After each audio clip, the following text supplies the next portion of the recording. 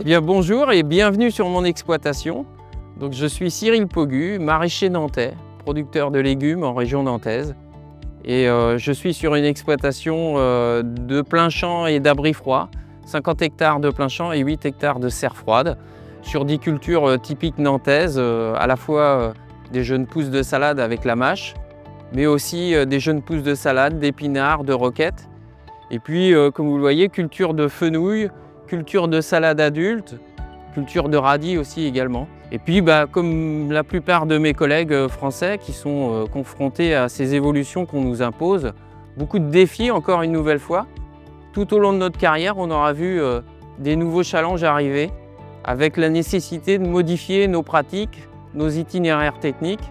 Et c'est le cas encore aujourd'hui avec les grands enjeux qui sont sociétaux, mais aussi environnementaux vis-à-vis de notre empreinte sur l'environnement, social également, avec la difficulté à recruter de la main-d'œuvre.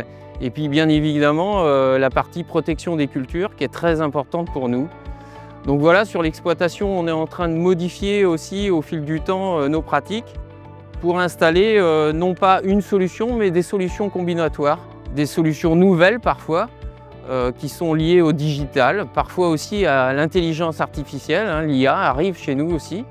Il y a tout un tas de choses qui vont arriver demain sur le marché, présentées par les agrofournisseurs et que les producteurs vont devoir se saisir et qu'on commence déjà à expérimenter au travers des différents plans qui ont été mis en place par le gouvernement. Ici sur l'exploitation, on teste dans le cadre du plan d'urgence et d'alternative des solutions de biocontrôle pour lutter contre les pucerons sur les cultures d'épinards.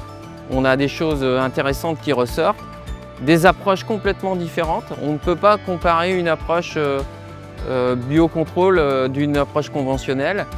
Et c'est là que le digital sera aussi important et la surveillance de nos cultures via des sondes sera aussi très importante pour être capable d'intervenir vraiment au bon moment.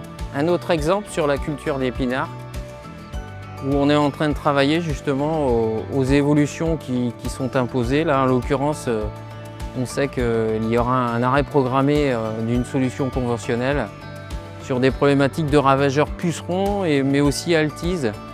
Et là, sur l'épinard, on est en train de travailler, et dans le cadre du plan d'urgence, fruits et légumes, à trouver des alternatives pour lutter contre ces deux ravageurs. On a lancé un plan de R&D pour aller tester des solutions de biocontrôle qui nous permettraient de lutter, encore une fois, contre le puceron et l'altise. Et donc là, on fait des screenings, on teste de nombreuses solutions. Et ça fait 1 an qu'on a démarré ce travail. Il va encore continuer, je pense, 2 ans encore, mais on a déjà des solutions intéressantes qui arrivent. Voilà un peu pour le tour de plaine et des cultures maraîchères que j'ai sur mon exploitation.